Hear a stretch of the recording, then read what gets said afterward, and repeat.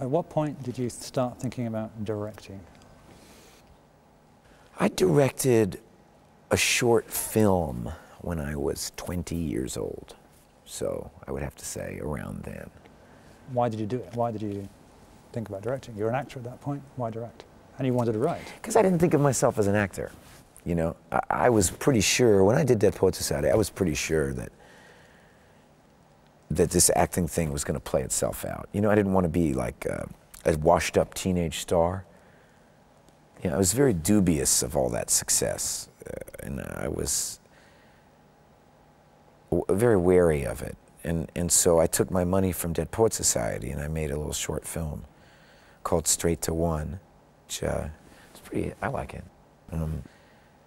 But it was kind of the first thing I really wrote too. I'd written this short story, and an actor friend of mine had read it and said, let's make this into a movie. I thought, all right. And it was a great experience. You know, I shot it in black and white, 16 millimeter, and I cut it myself back when you actually cut the film and tape it together. And I got to have that whole experience. I illegally scored it with Bob Dylan music. That's why I can't ever show it anywhere. It's got all this Bob Dylan music all over it. And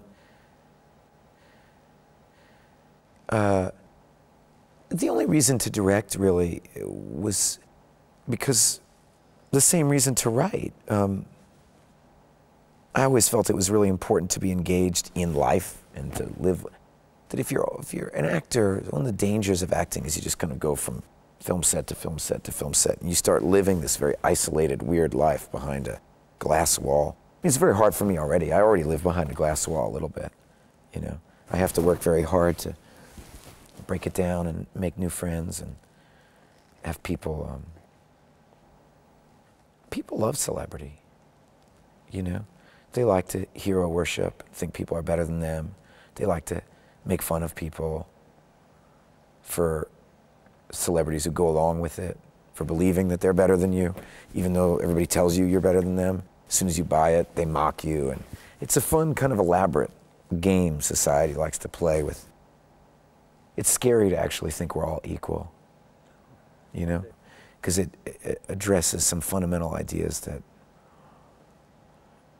you know, we orient our lives around accomplishment. And what is accomplishment? Making money. A lot of terrible people make money. A lot of the worst people in the world make money. So we know that's not the criteria for being a successful human being. But what is the criteria for being a successful human being? You know? I mean, these are like real questions. And celebrity is a way of kind of disguising it and masquerading it all. She's wonderful. Brad Pitt's amazing, you know? He's what I want to be. I don't have to be who I want to be because he's it, but I hate him because he's making love to women that I want to be making love to. And if I had his power, you know, whatever it is, you know, I don't know. I'm fascinated by it. I've always tried to avoid labels. I mean, maybe it was because you remember in Don't Look Back, the Dylan documentary, you know, they say like, there's a folk singer, and he says, I'm not a folk singer. I'm a song and dance man. The only troubles with labels is that if you buy into them, you know, if you are, I know so many people that could probably write a great novel if they would believe in themselves enough to do it.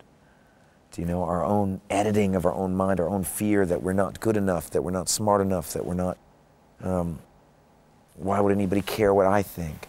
That doesn't matter. Nobody needs to care what you think. It matters if you, what you want to do.